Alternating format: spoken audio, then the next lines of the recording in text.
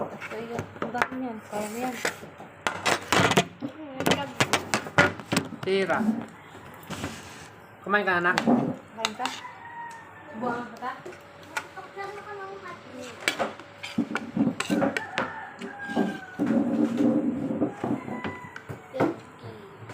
Dami yung asin nilagay. Puro asin nakain ko. Ay, hindi na mahalo. Nagilalas kasi ang bahay. Ano na nga?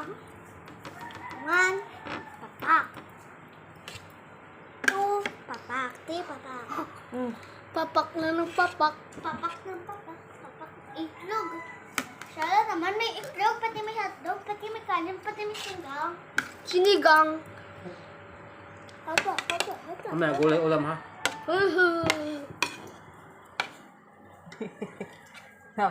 Hihinga ka, ha? Malat ba? Malat, pero? Dami asin nilagay mo. Ayun. Ayun mo? Alat? Ah, dito pala. Diyan, okay. Haluin mo. Siguro, ganito muna yung sa tapos inano. Hindi. Hindi ko kasi dinakot. Maya ko na. Yung isang subo ka pa lang. So, kanin.